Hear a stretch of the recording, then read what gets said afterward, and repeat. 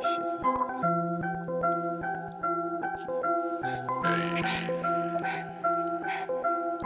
the pop, skirt, skirt, skirt. Hit the block, I hit the block. Pop truck on top, the block is hot.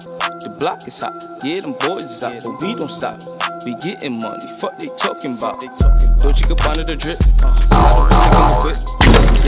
Welcome, folks, to your Reality Gurus, the show we take a commonsensical approach to issues through complex conversation. You know, I'm your host, G. Cleve, and check this out. Make sure you check out that youtube.com/Reality Gurus show. Consider subscribing. Hit us with a like.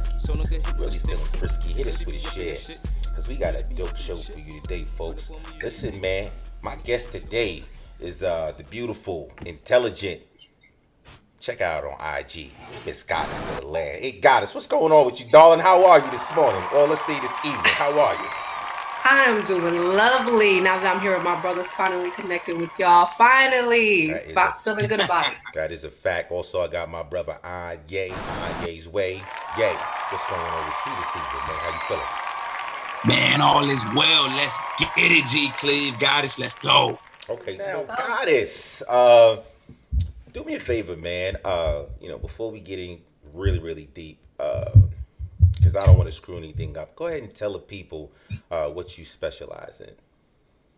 I am a licensed mental health therapist. I have covered all kinds of mental health disorders, co-occurring addictions, depression, anxiety, anything you can name. I probably have seen it. Families, children, couples.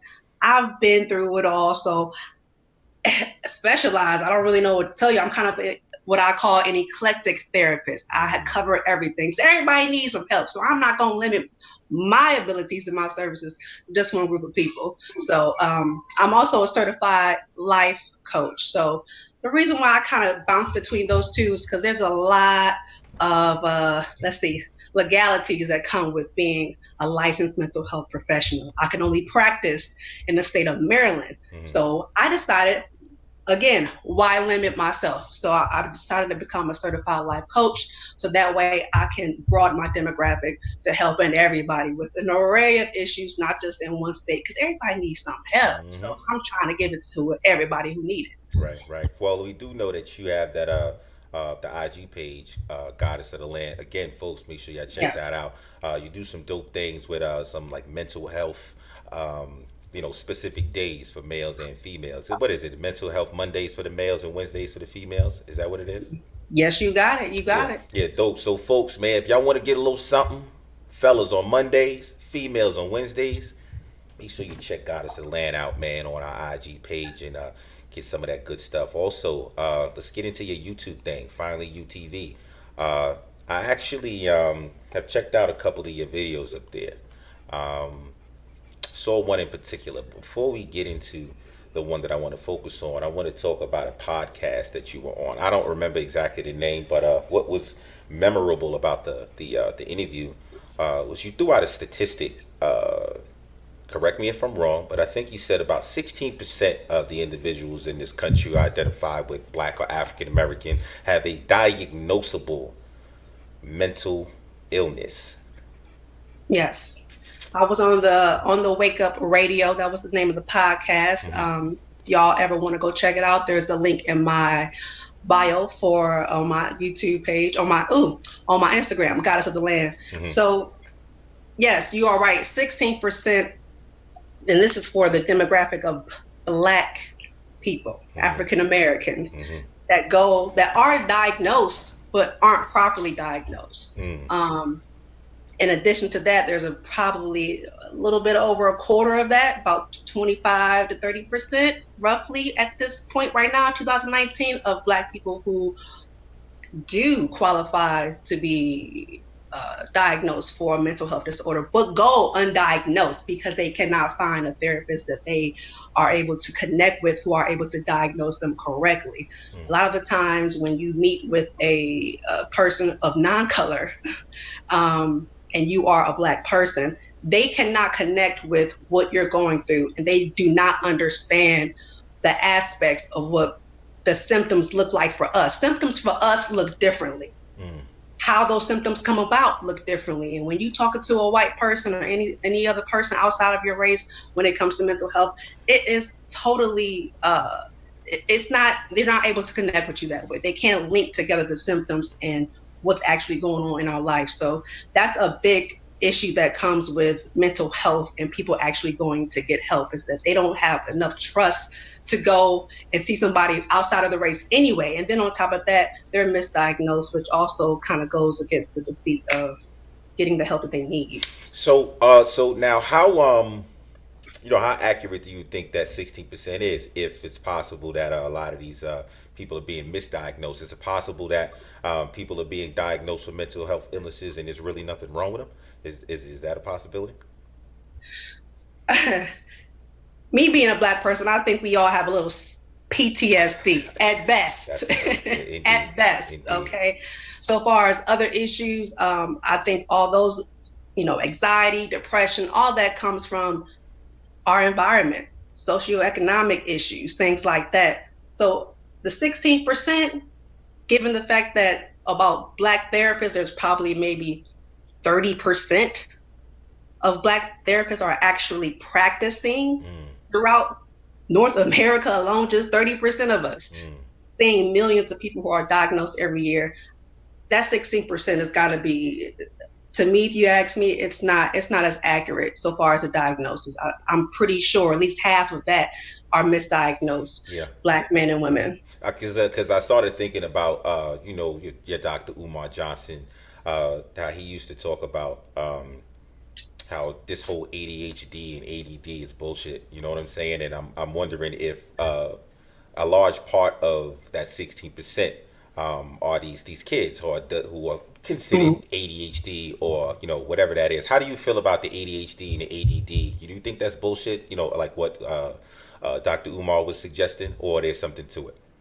There is something to it. I'm actually torn because ADHD does exist indeed. However, again, that goes back to who's diagnosing them. My belief, stepping outside of my practice, I just feel like ADHD is a highly overused kind. We use it too much. When you can't control your kids, usually it's a parental problem to me. I usually diagnose the parent as the problem as to why their kids can't behave they want to behave, or maybe they're just too, they don't have enough energy. They can't keep up with their kids. Yes, they supposed to have damn energy. What do you think they're supposed to be doing? They supposed to run around crazy for a while, But there are parents who can't control that, and the society that we live in, we want these children to be docile. We want them to be able to sit, be quiet, and listen, because that's easier for everybody. That's easier for the teachers. That's easier for the parents. That's easier for everybody. It's a very easy way out to diagnose these kids. So I think it's a diagnosis that's overused quite too often. And what Dr. Umar is saying is definitely valid. A lot of these kids are misdiagnosed, and unfortunately, parents do not know how to or do not have the knowledge to follow up behind those diagnoses because they themselves aren't familiar with the term or what it means, and they're not understanding how to control their own kids. So it's like they're not getting the help they should. So for me, when I see children who exhibit what they want to call the ADHD symptoms, I look to the parent first. I definitely go through with assessing what the parent is doing to provide a structure in the home, what their everyday life looks like with and without the kid, and see if that has anything to do with what this kid is going through, what this kid's behavior is exhibiting to them in the household. They're missing the whole thing. Nobody wants to really go into depth with what's going on in the household. They just want to diagnose, treat, and send them on their way. It's kind of just the easy way out. The thing that I think is the biggest problem about that, especially since we're talking about youth, is the treatment thing.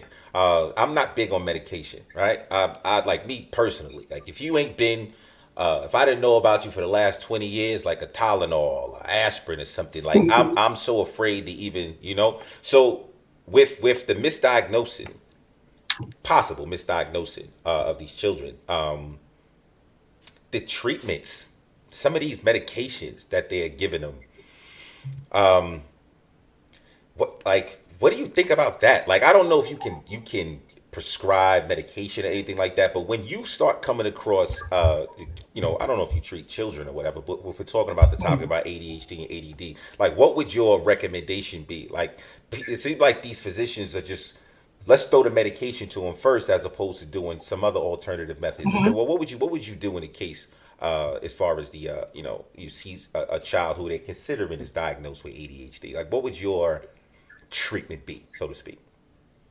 Well, I'm a more of a holistic approach, which is why I kind of go back and forth with my licensure with mental health, because first of all, let's clarify this. I am a mental health therapist, not a psychiatrist. Psychiatrists are the ones who kind of go through to prescribe any medication that they think is warranted for that particular diagnosis.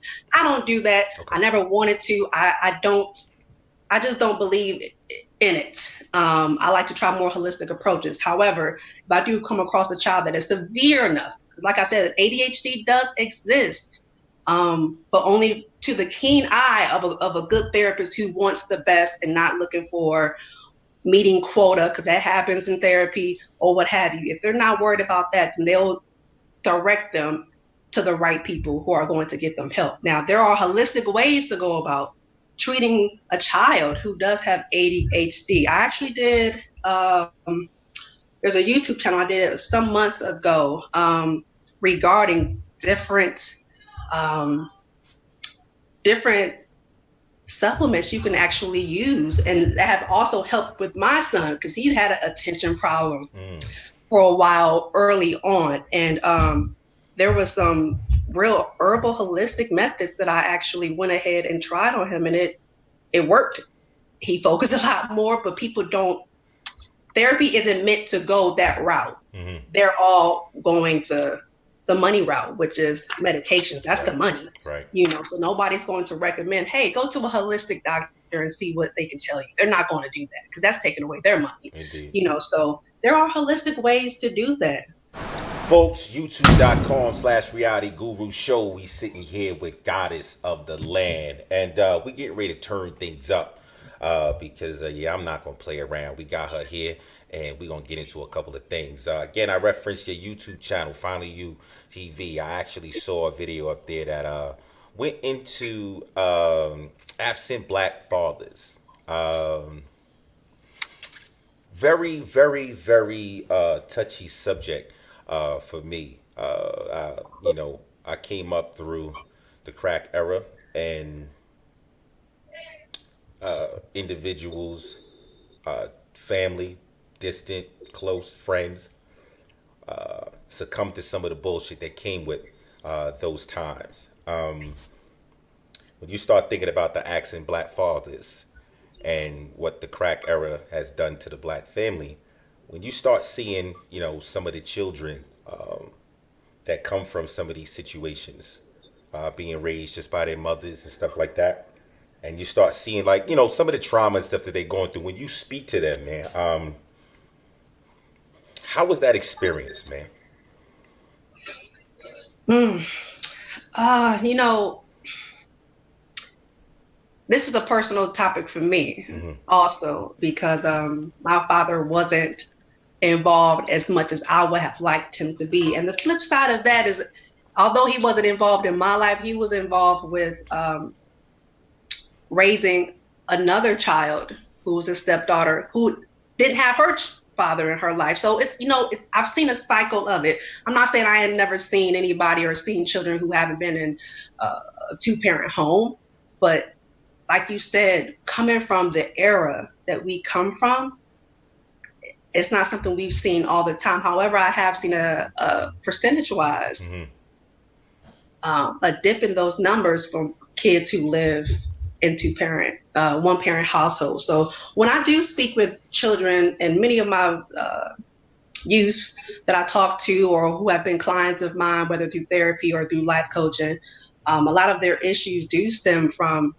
them not having a two-parent household. No matter how good the mother is bringing them up, or if they're with the custodial father who happens to be the sole parent for them, it's difficult. Yeah. It's a part of you that you need to be to have a connection with to some degree. So it definitely plays a part in the overall wealth, health, and well-being of a child. And I always see that in my children who I treat that says that they just want it to be different. They can't understand it. They don't know how to deal with it. And the parents never really get establish a good enough communication with them to help them understand what this is like for them. No one asks a kid, how do you feel about it? Parents just usually kind of just go through it and just deal with it on their own accord, not really asking the child how these feelings are for them. And so, I think the best part when we are faced with that kind of thing is just asking the child, how do you feel about this? Getting them to process these emotions, because that shit is real, and we underestimate how they feel about it. I sitting here talking to Goddess about that the video on our YouTube channel about absent black fathers, and it starts to make me think about something I saw on your timeline today about some deadbeat dads and stuff like that. And I wanted Goddess up here because I wanted her to actually talk about the experience that she's had with these males, these black males, young black males specifically, who've come from homes where they didn't have fathers. Because I kind of want to kind of make a statement, man. To let these brothers out here know, man, what the consequences. Like, let's see how you not being there manifests itself in this young boy's life. It's crazy, man. How you feeling about this deadbeat dad thing situation, man? What was that about, brother? Man, look, that's one that I'm very passionate about as well. As I said in my post, for a portion of my life, my dad wasn't there, but for a larger portion, he was there. So, I'm appreciative of such. I don't fall under that category. But I grew up around a lot of homies that didn't have their dads in their lives at all. So that's something that's, oh man, that cuts deep, because I saw the differences in between the way I was raised and the things I was exposed to their lives. And I feel for a lot of them because I see how a lot of them turned out. So speaking as a man and as a dedicated father of 4 who's in my children's life each and every day, like, if you can give that time to your children, and especially if you came from that and you didn't have that dad, as a man, I can't give another man a pass for that. The time is up for that bullshit. If you have put these children in this world, they didn't have this choice to bring themselves into this world. You brought them into this world, and you know what it was like to go without a dad. You know what you went through. To put these children through the same thing, that is ridiculous. And we got to start holding these brothers accountable. As I said in my video earlier, you can't be a homie of mine and be around me and be an absent dad. That's not acceptable. That is not acceptable at all. And, like we were talking about earlier, about the whole ADD thing, it does exist. And it's called absent daddy disorder, and that's a major problem. That's a major problem. So, that's why I stand on this. We ain't accepting that over here. I think, especially for the purpose of this conversation, I don't think I'm going to refer to these guys as brothers. I'm going to call them suckers. Real shit. Yeah. Because if you're not, here's the thing. I mentioned the crack era for a reason. Because we do understand that time period took a lot of black males away. But if you wasn't incarcerated, if you wasn't dead, if you wasn't in some rehab trying to get off some narcotic, I want to know why you're not in your child's life. That's what I want to know. Like, what kept you? You survived the crack era now. You got some children out here. You're not in prison. You're not dead. And you're not in rehab. I want one of these suckers to explain to me, why is it that there's so many kids that now Goddess has to deal with in our office because you guys dropped the ball, so to speak. I actually want to talk to one of them brothers, but I doubt that I'll be able to get any of them on the show. That's probably going to be a difficult one. Have you talked to them? Talk to me. So what? Give me. What are some of the excuses that these suckers bring to your attention, Goddess? I actually want to bring up a point that touched me with a male client of mine who you can recall that you can refer to him as one of the suckers that y'all talking about, and he didn't really have you know coming into my office and explaining he hasn't been there for his child. His child is his son. His son is 12 years old, hasn't been there. He might pop in and out, but never really gave him any structure, gave him no, spent no time with the boy, nothing like that. And coming into my office, we try not to have a preconceived notion and judge people coming into the office. That's just what we're trained to do, so I want to hear his side first. I try to be open-minded to that, even though in the back of my mind, I'm like, ain't no excuse, Right. But this young man, he said that his father wasn't there for him, that he modeled that same behavior, wasn't around, didn't really give him the time of day, wasn't there, and his father just pretty much was absent. They lived in the same home, but he wasn't there for whatever reason. They didn't have a relationship. And his explanation was that he was afraid. He was afraid that he would fall into the same pattern. I'm like, well, when you did that, you attracted that energy to the point where you became that. You became what you feared the most. You were afraid to be that man, but you are that man. And I've heard that not just from him, but I've heard that in a couple of other articles that I've read before about why Black men aren't in their child's life. And there's an array of other reasons, but one of them that just stuck out to me was that they're just afraid of being a bad father, so they run from the responsibilities. I don't know how y'all feel about that excuse, but I want to hear what y'all think about that, because I'm a woman looking at it, so I don't know what that sounds like to you. Yeah, you want to weigh in on that, please? Look. Sorry, Goddess. I get it. We are sorry, but yeah, go ahead. No. I get it. It's different types of men out here. You know what I'm saying? Like, it's men that are built to step up to the challenge, and it's dudes out here that's out here pussyfooting and they playing this shit. You know what I'm saying? But for us that's willing to step up to that challenge, oh man, that type of behavior over there is just not accepted. There is no excuse. So I mean, just trying to be understanding and just trying to build that community. Maybe at some point down the line, we need to come with some type of focus groups of brothers who get together in circles and say, "Come on, brother. We need you to do this for your son, for your child." Okay, we know how crazy this country is for a Black man. It's crazy to have this little boy out here fending for himself. If you need the tools from us, if you need to understand what it is to go through, what you're going to go through, we're going to tell you. But we just need to understand that you're going to do this, that you're not going to give up. And we're not going to allow you to give up. But just to give dudes some type of cop out, that ain't, oh my goodness. Because to me, it sounds so selfish. Mm-hmm. So selfish.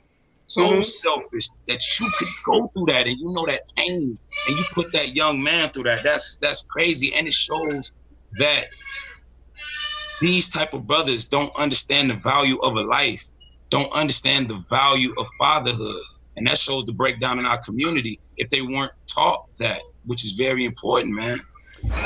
Goddess, I'm not too keen on that excuse there. For me, I didn't ever take any parenting classes or nothing like that.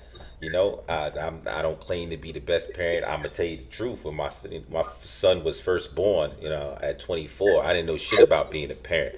You know what I mean? But that shit comes with experience, man. Just like anything. He's here now. So what are you gonna do? You understand? Like, this idea that you skipping out because you afraid of being a bad dad. Okay. So what kind of dad are you now? You're not even around. Like, you afraid to be a present bad dad, but you're cool with embracing being an absent bad dad. I'm not really giving. It's a cop out, and you ain't the only one that grew up without a pops. Right. You know what I'm saying? So at the end of the day, man, I just we can't I can't give guys passes on that, man. You suckers need to get it together. Real shit. The crack era destroyed the Black family. So the ones who made it out, it's our responsibility to go ahead and to continue on what was going on with us in the fucking 60s. You got some of you lame ass motherfuckers, excuse my language, goddess, but some of you lames, man, some of you lames are out here with children, with male children that are starving, struggling, trying to figure it out. And you motherfuckers are somewhere earning money and living your best fucking life. You understand what I'm saying? You got a responsibility out here to take care of, man. I don't give you motherfuckers no pass. And this goes out to anybody. If you feeling a way, the comments is right there. But folks, youtube.com/reality guru show. I want y'all to first go ahead and thank Miss Goddess of the Land. Make sure y'all check her out on IG. Check out her YouTube channel, Finally UTV. And also I got my man Anye, Anye's Way. This is G Cleve, Reality Guru. Take it. And in the end, it's said and done. And I really hope you find the one. Wild ride, but it was so much fun. Deep hit, so it slowly bun. And in the end, it's said and done. And I really hope you find